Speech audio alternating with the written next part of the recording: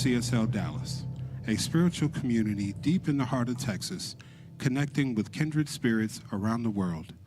You are invited to explore or dive right into our powerful teachings, practices, mystical experiences, and heart-opening connections.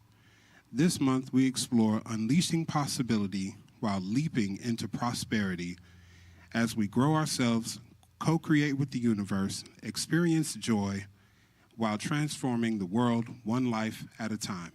We are glad to have you here with us in community, whether it's in person or virtually. So let's get started with some uplifting music by our CSLDallas band and music team.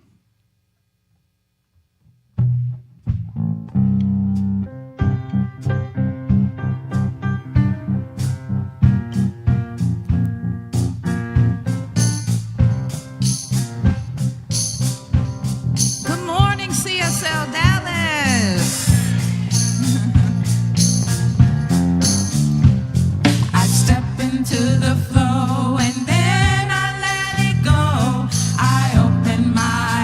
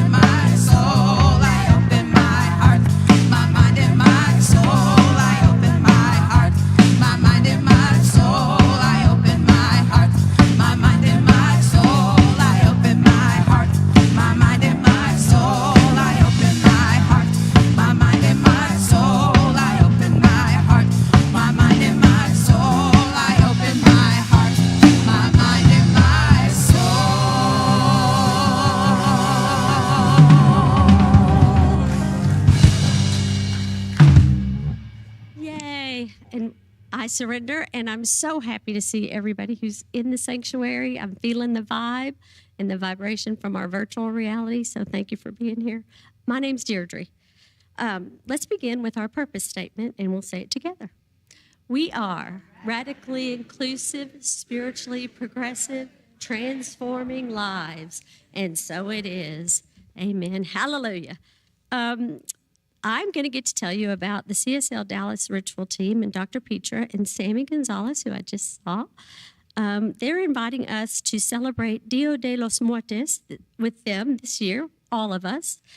And it's going to be a festive time of story, bright colors, and special food.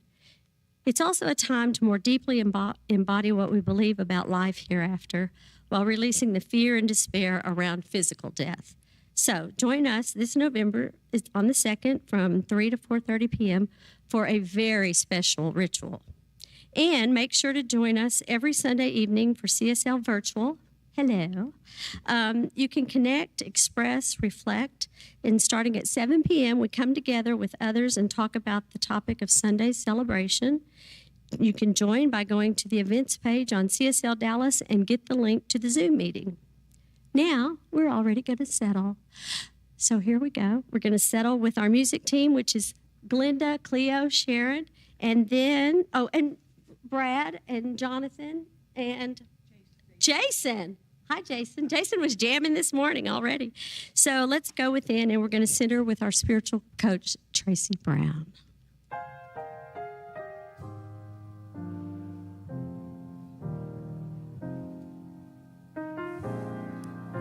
Flow, Spirit, flow through me as I open up to be an expression of your unfolding peace. Show, Spirit, show through me as I open up to be an expression of your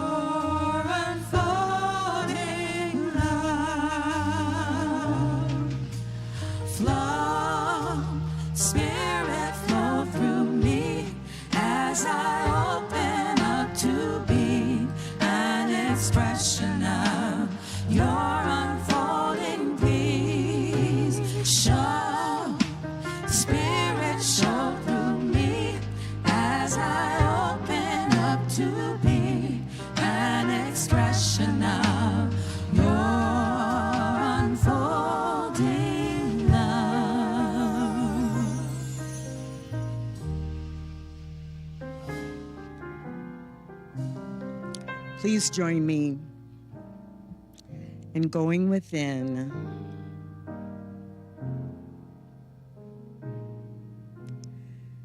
and with the breath, going even deeper.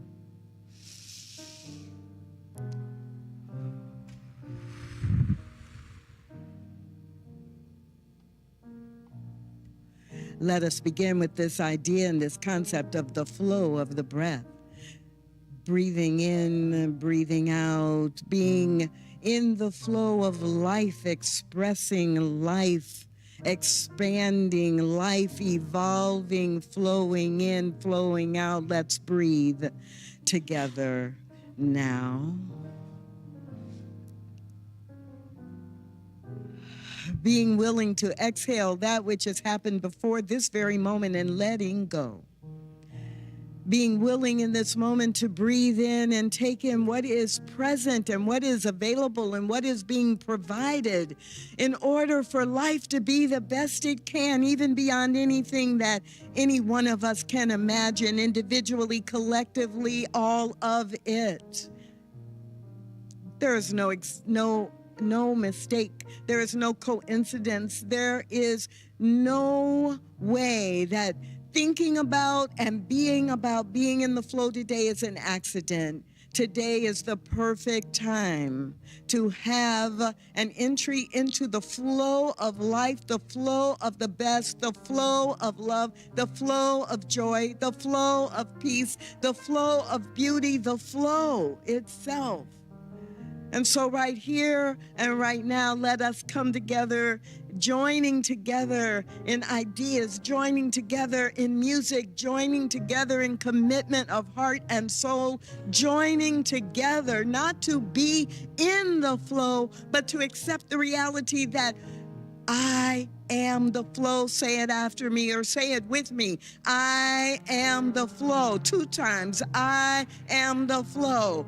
I am the flow. And right here and right now is my commitment and my intention to be in the flow, to learn from and to take in every word and every ounce of energy that Reverend Karen Fry brings today, and to take it out beyond today into the world, into our daily lives. Let it be so, and so it is.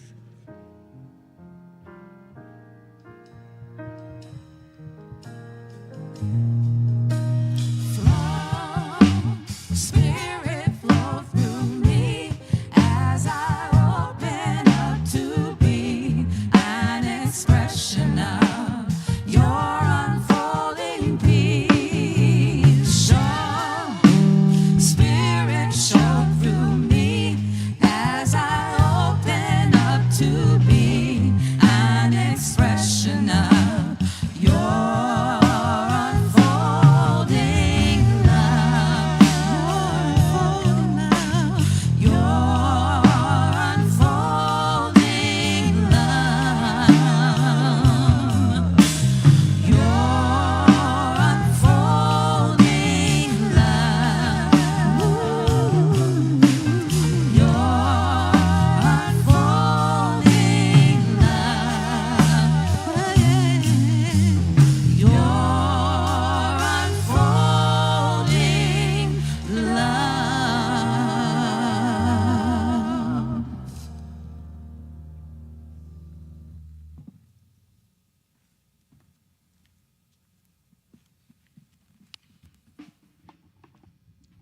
Hi, everyone.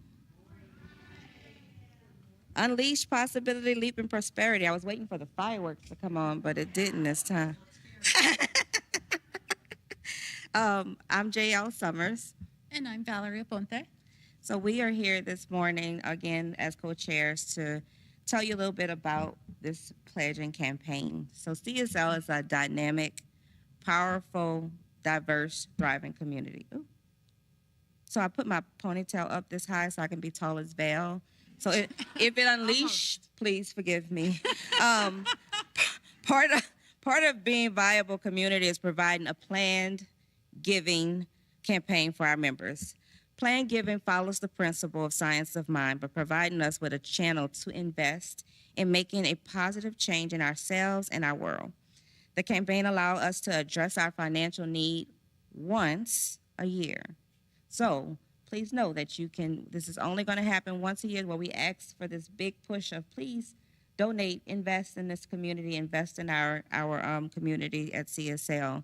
And the rest of the month, you can just nourish your spirit with all of the beautiful programs and things that come from the platform and online to our online community.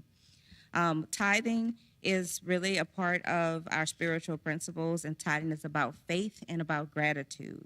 Right? The knowingness that life itself will meet your need, your every need, and fulfill your desires, and gratitude, knowing that spirit, the source, is always showering you with all the good that you have received.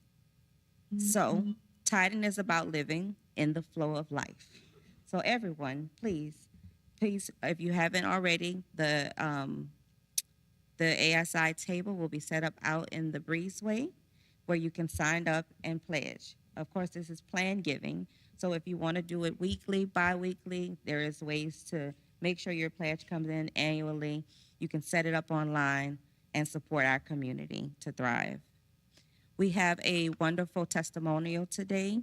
That testimonial is coming from Vanessa Nash. I want to say your last name right. Vanessa Nash, and I asked her to come up now so we can hear your testimonial.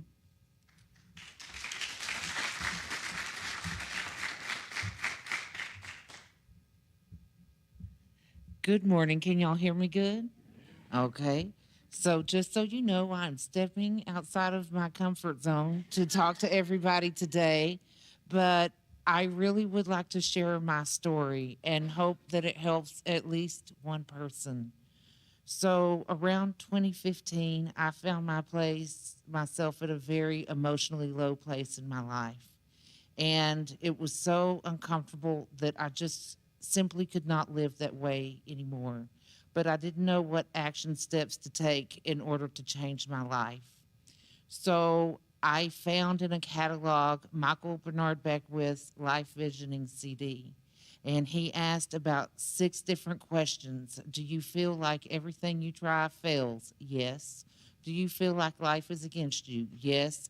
And I just went down the list and I was like, well, maybe this man can help me. So I purchased it and I started listening to it every day to and from work. And the things that he talked about were so deep and so different, it took me several times to understand everything he was saying. And after I listened to it many times, I realized I need to just trash my whole way of thinking and get a new one. But I don't know what I need to do to make that happen. So I made a decision to leave my house and go somewhere besides work every single day. And normally I chose the dog park or the bookstore because it was free and I could take my dog. And so one day, a friend of mine, her name was Alyssa. Some of y'all might remember Alyssa Miller. She came to me and said, hey, another friend of mine found this church, invited me to go, and then decided not to go herself. And now I want to go. So will you go with me? And I'm like, great. That'd be my outing for the day. It's free. So we get in the car to come up here, and I kind of start getting a little bit of cold feet. And so, but I didn't say anything. And so Alyssa said, well, what happens if they're mean to us? Keep in mind, we knew nothing about this community. And I said, well, we got an escape plan. I said, if somebody makes you feel uncomfortable, just grab my hand and start walking towards the door. I got you. So we come in here, and the message, they're talking about a lot of the things that I had been listening to on these CDs. And I was like, hey, and at the end, they asked, is anybody new here? Well, I wasn't ready to raise my hand, but listen, like, yeah, us. And so I remember this rush of people coming to hug us, mostly Joe Tinker and Reverend Karen. And I just felt the love, and it felt amazing. But it was also terrifying because I had never experienced that before. And I thought about it, and I'm like, I'm going to keep going back because I want the energy of these people. And so I came back, and I started going to every event that was free, Wednesday night, Sunday morning, Friday night, and just took in as much information as I could. I started taking classes, and one of the classes that I took was called The Power is Love, and it was based on one of Rhonda Byrne's book, The Power. And it talked about, a lot of people focus on what they don't like instead of what they do. And I'm like, So I started focusing on things that I do like. And there was also a practice in there about, thinking if there's something you want that's too big, to visualize it as a tiny little dot in a great big circle. And that was how I started manifesting my dream, which was to go to Australia. And it took, a lot of different practices. I did a visualization practice during the pandemic. I would listen because I was so scared. I'm like, well, let's focus on Australia. I visualized myself in Australia while listening to didgeridoo music. I made a visioning board. I started really living in alignment with not doing things to tie me to the United States. I didn't adopt another dog when my precious Warner Wayne passed away. I also quit smoking so I would be able to ride on the plane without freaking out. I just put all these, I quit dating American men because every time I would be afraid that, oh, what if I get attached to him and I can't go? So I'm like, here's how we fix that. If he's not Australian, I don't want him. But by the way, I'm still manifesting him. So if anybody knows a good-looking Australian man that lives in the bush, hook me up. So I kept trying to, save, my money to go, and things kept coming up. So I'm like, you know what? I'm going to let go of the how. I'm going. My best friend gifted me the trip to Alice Springs, Australia for my last birthday. And thank you. And this year was, a lot of more challenges than I've ever had, but the whole time I kept my faith. We are doing this. And so we went, and I went to Uluru. And so I feel like if I can manifest Australia, anybody can use the practices and principles that are taught here and manifest their dream.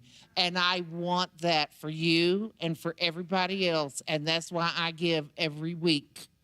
So, and this is my Joey, because now I'm manifesting a move to Australia. And this is my Joey that's one of my props that I carry around and love. So, thank you for everybody that has contributed to my growth and to everyone else's growth. And I love you all. I gotta hug you. Yes. Thank you.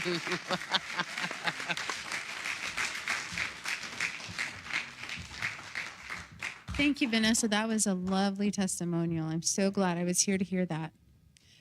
So I'm going to remind you about the priorities that CSLDallas is working on for the upcoming new year. Last week I told you that they were growing, building, and expanding in 3 ways. That first way being volunteers, which Vanessa used to be or is, right? And the second one is in-person community growth through a dedicated focus on family. Many families are faced with depression, anxiety, addiction, and suicide, as well as challenges of social media, gender identity, screen time, violence, or despair over the future. CSLDallas is committed to growing a dynamic, compelling Joy Village program on Sundays and adding Wednesdays for science of mind teachings, personal growth, acceptance, creativity, connection, and empowerment with laughter and joy. And as you probably know, both JL and I have benefited so much. She just had a son graduate from high school and leave. And I have one high school student that just started this year. So this part of it is very special to our hearts and why we decided, yes, we want to be a part of AIS and we want to share our stories and we want to share how much CSL has impacted both of our personal families. Both of us started coming here as single moms. One of us isn't single anymore, but but it's just been very impactful to us both. So being that this is one of the goals, it's near and dear to our hearts personally. So let's talk about what that pledge amount is, right?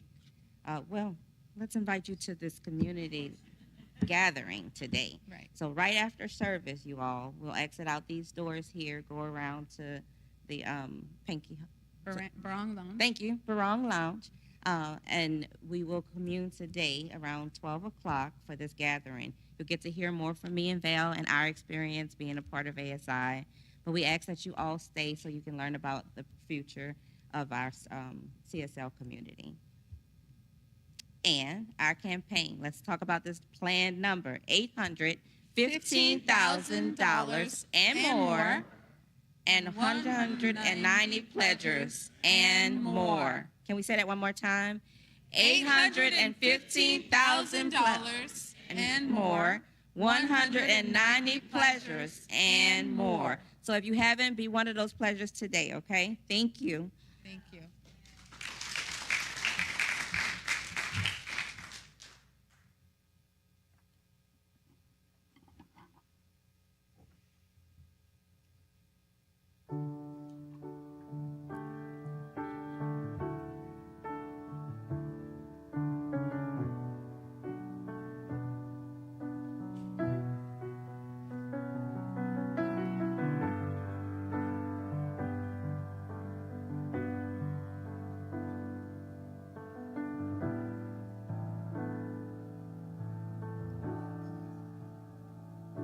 The power of now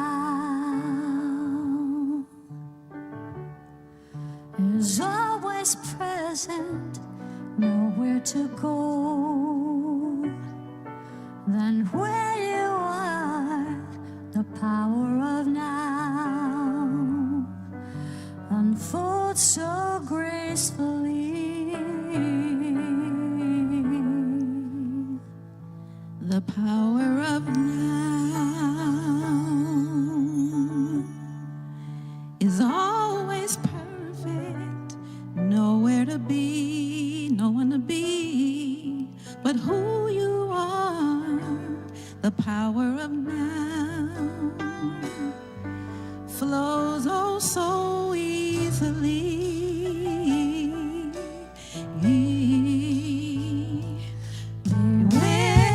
Willing to let go of everything you think you need to know.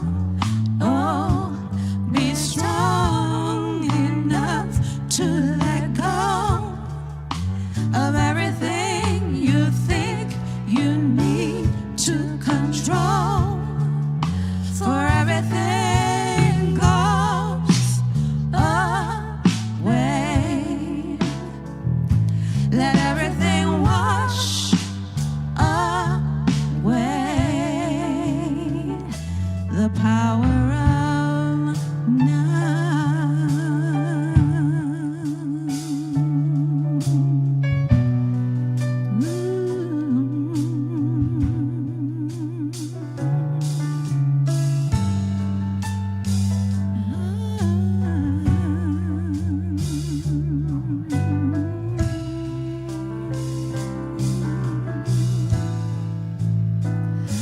The power of now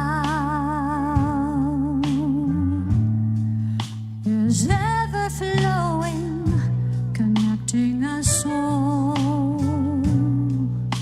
to the one. The power of now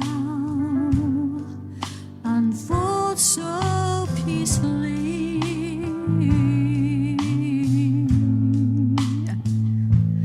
Be willing to let go of everything you think you need to know.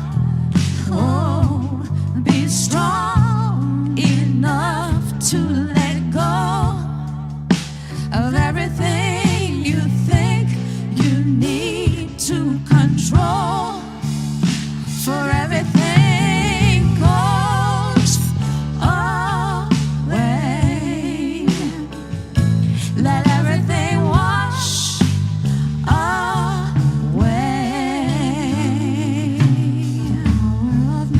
The power of now.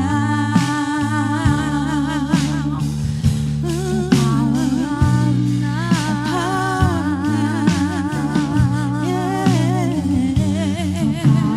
of now.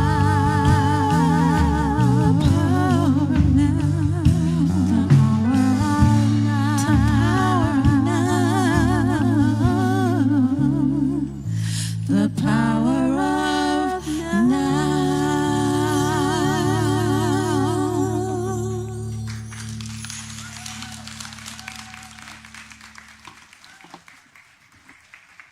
Thank you, Glenda and Sharon. That was beautiful.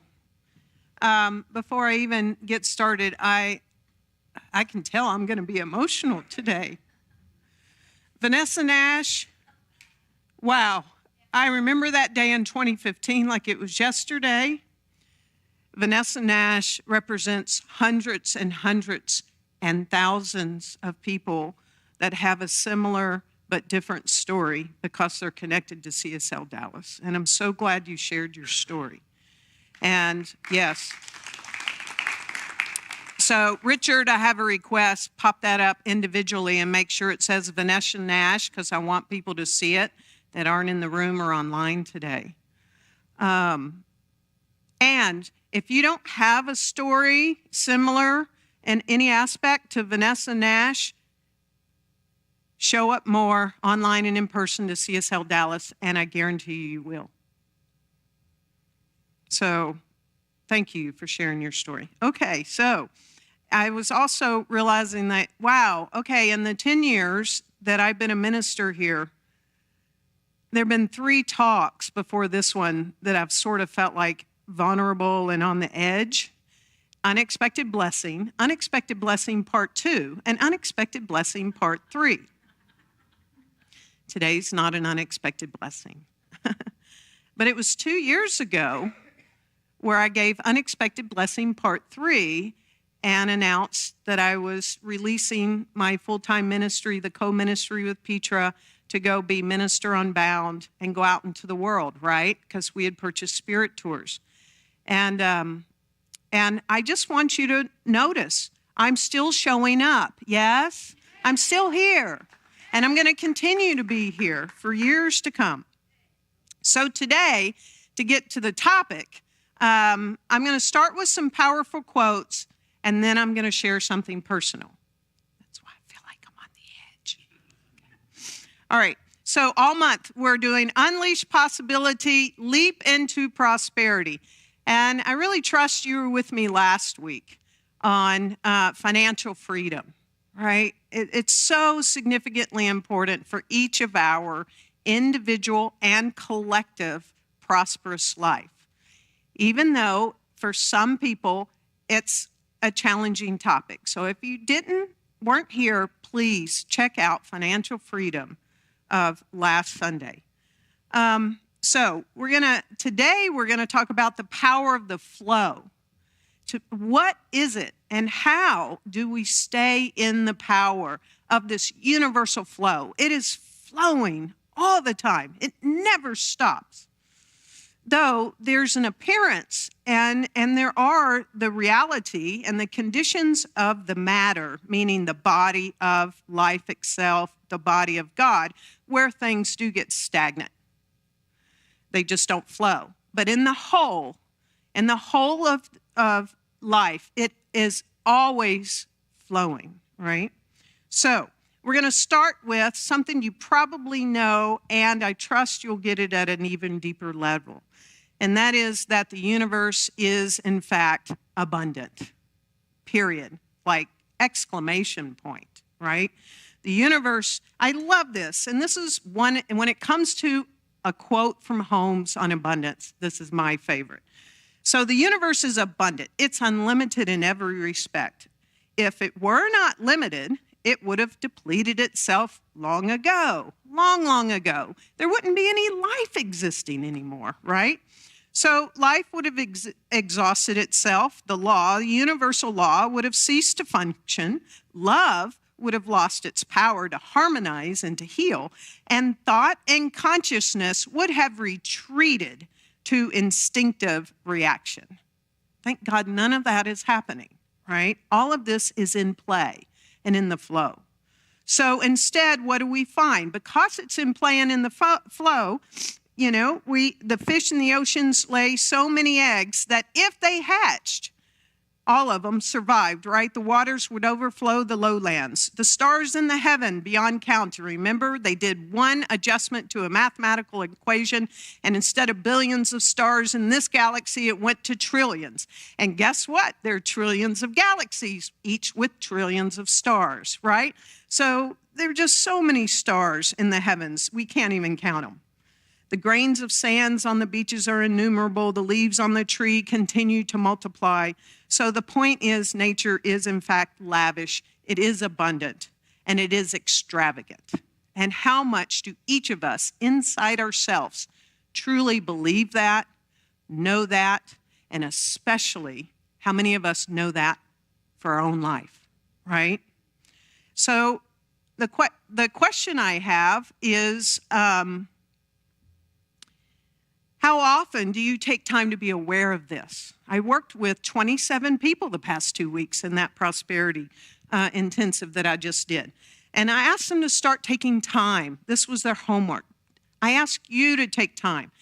How often do you take time to be with the abundance of the universe? Go for a walk until the leaves drop off, and they will come back because they always are coming back, right? Count the leaves on the trees. When you walk, just look at the blades of grass. Just here. Could you count them all? No, you couldn't, really. Look and start to focus on where abundance exists and start looking for the abundance of good. Human nature likes to look for the negative. Stop it. Look for the good, right? And so abundance is the reality of life expressing.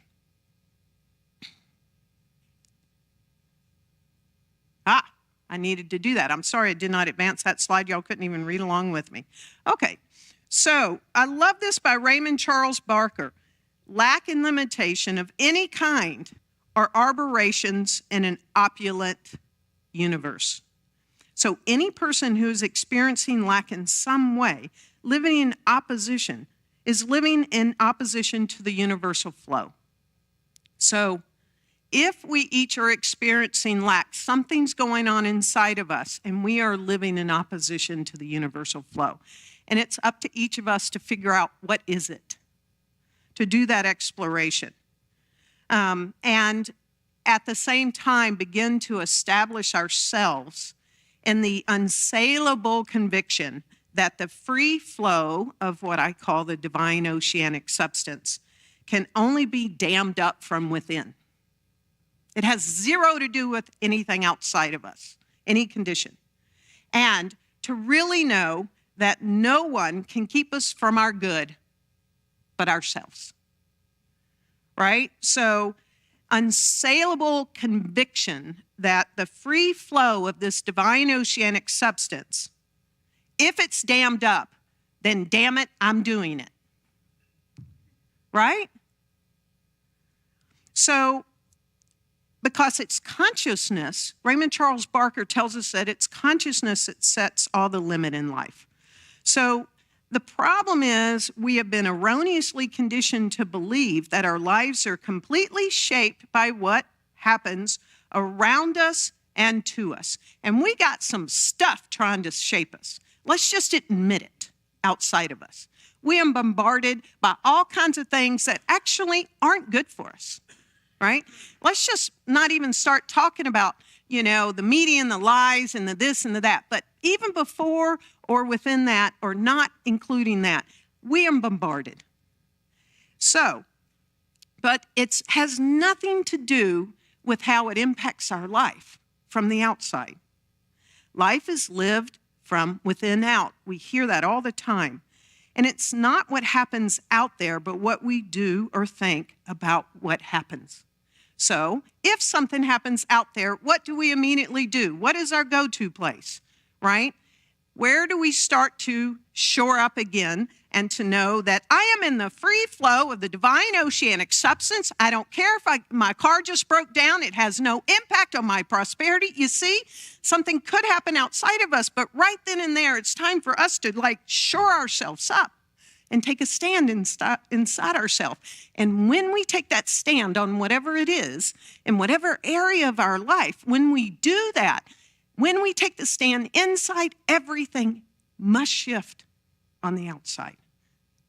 That's how it works. So I told my intensive, the 27 people the past 2 weeks, I said, when we establish ourselves, I just want you to let go of the word with from here on out if you can. And pick up the word as. So when we establish ourselves as the consciousness of God, not with the consciousness of God, that is duality. That's continuing the issue. But when we pick up the consciousness as God, right?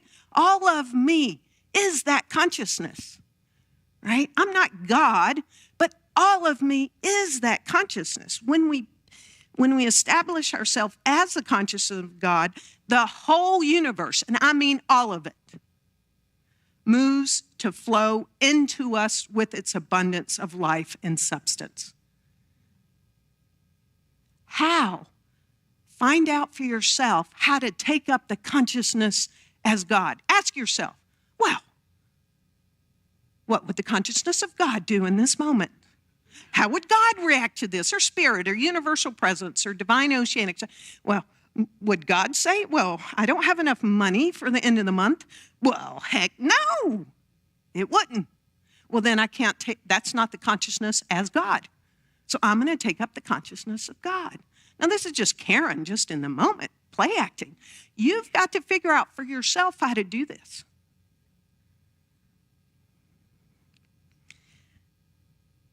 Everywhere we look, we see that nature is lavish, abundant, extravagant. Nothing is ever lost to God. Oh, I lost it. You know, we just went through this in our house. Petra has her favorite earbuds. I picked them out special for her. Quite expensive, but you know, she wants a certain one, and I went, by God, she gets it, right? And she's had them now for some time.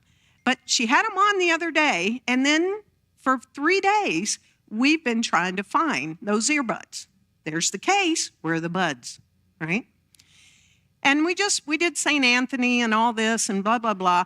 And I finally, yesterday, she ordered a new pair. I think it was yesterday, the day before. She was like, well, I'm just going to order a new pair because we're about to leave again. I'm like, okay, order a new pair. They're still going to show up. You'll just have a spare, right?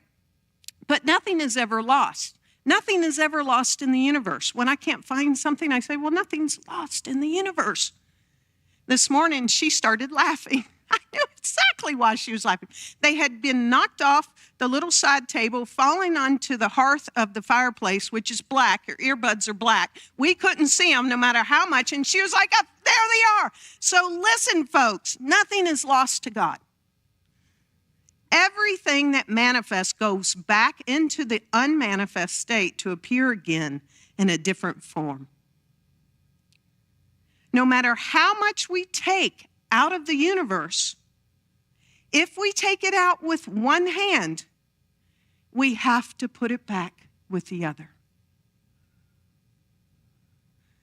It's all one. So if something's taken out with one hand, we must put it back with the other. Because the universe is everywhere and it is one system. It's one system. So there's the outflow, there's the inflow, there's the inflow, there's the outflow. It's the same thing. You hear this over and over again, especially this time of the year, in October in our community. So when one of them, either one is restricted, it impacts everything around it, all of life. And one of the best examples, I had to open up the map again and say, really, what are all these? Where is it? But the really wonderful example is in the heart of Israel in the West Bank. So send a lot of love there right now, just because the words came out of my mouth. There's the Sea of Galilee and the Dead Sea, right? And they are in very close proximity to each other. They're not far away from each other at all, these two lakes. They're called seas, but they're really lakes. The River Jordan flows from the Sea of Galilee to the Dead Sea, right? So the Sea of Galilee, the river flows in. It's this nice big lake, and the river flows out. So the inflow comes in and the outflow goes out. And then it goes down to the Dead Sea, and nothing goes out of the Dead Sea. Thus the name, dead. There are no fish there in that lake. There are no birds at all. And the Sea of Galilee, Jordan Plain, all of that, Dead Sea, won't find a soul close to that place. And so it's because, as Ernest Holmes said, no matter how much we take out of the universe, if we take out with one hand, we must put back with the other, right? It's this inflow, outflow, outflow, inflow. And I love this. This goes right along with it. The last quote. The law of nature is use or lose. Use it or lose it. When people who are truly prosperous, the people who are truly prosperous are very generous. I have yet to find someone in some way, however they choose to give. If they're very prosperous, they're giving away a lot of money to whatever they feel is a worthy cause. If we find someone that isn't as prosperous, they're probably not giving away a lot of money because they feel like, I don't have enough to give away. Therefore, repeat, push, play, repeat, push, play, repeat. So the law of nature is use or lose. The people who are truly prosperous are generous souls. Even our intellects become sluggish if we don't use them. If we don't use our brain, we start to lose it. Our muscles, right now mine are pretty flabby because I haven't been using them, right, from a lack of use. Talents. I used to be the first chair flute player and won major competitions in my younger life. I couldn't play a song worth a diddly now, because I haven't used it, right? Peter's been waiting for years for me to play her something on my flute, my saxophone. Nope, probably not ever going to happen, right? We must bear in mind that there is an inflow, and only by permitting an outflow to pass the blessing on do we widen the channel of the inflow. So, have you ever taken a stand in your life that there's so much good in your life that you can live off of 90% of your inflow? Anything that flows in, 90% I'm going to, use, and 10% I'm just going to let it flow through me. So prosperous that I live that way, right?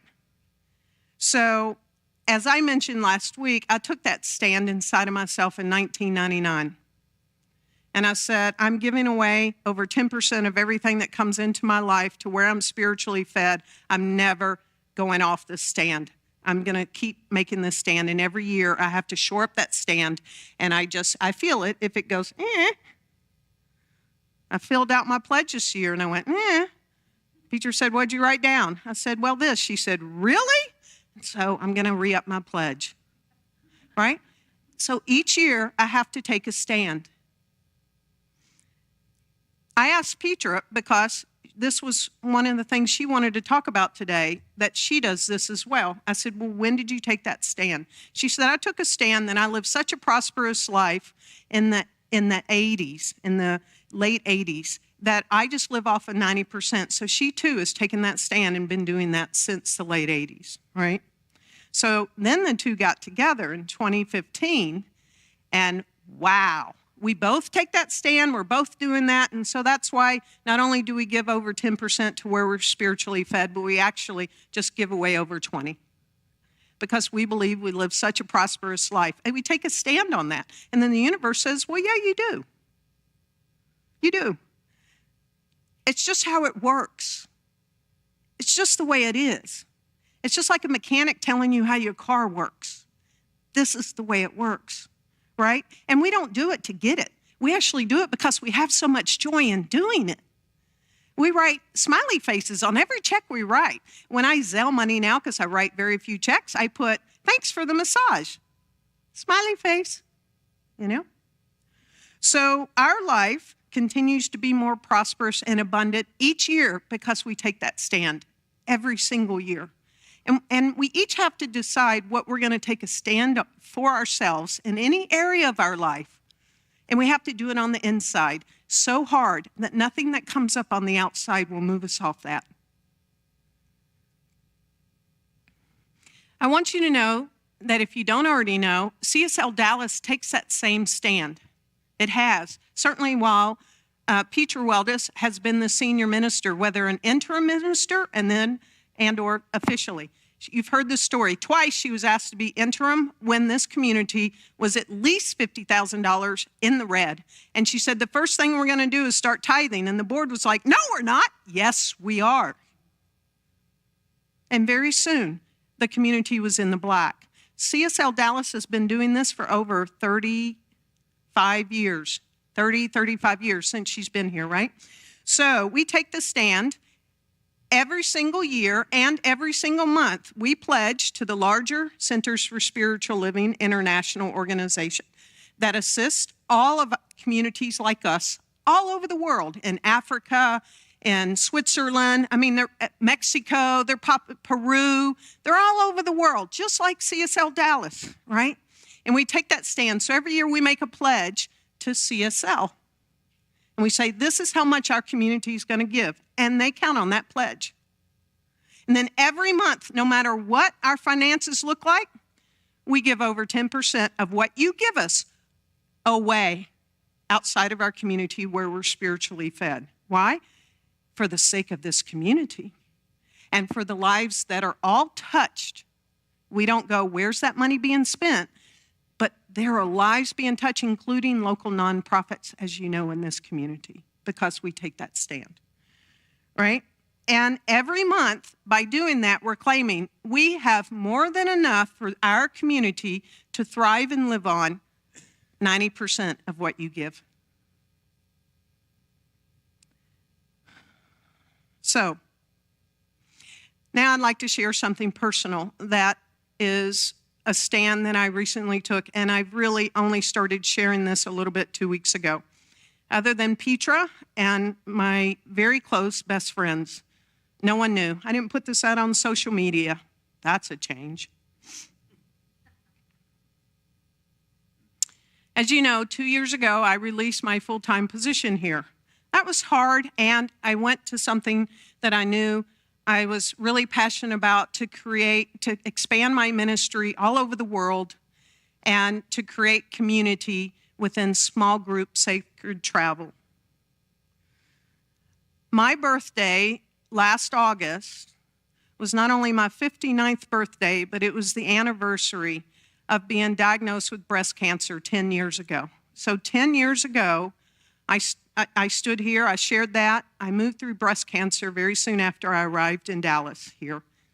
And it was a 10-year anniversary, and I have to say, because there's statistics and there's so much stuff about cancer, which I keep away from me 99.9% of the time. But this 10-year anniversary was gnawing at me, because they say, you know, you got to get past 10 years, and then it still could come back. Well, I know that's true because my grandmother, my maternal grandmother, had breast cancer. I found out once I was diagnosed. She had breast cancer about my age as well. She was 52. And she had a mastectomy, just like I did, on her left breast. I have to get some water.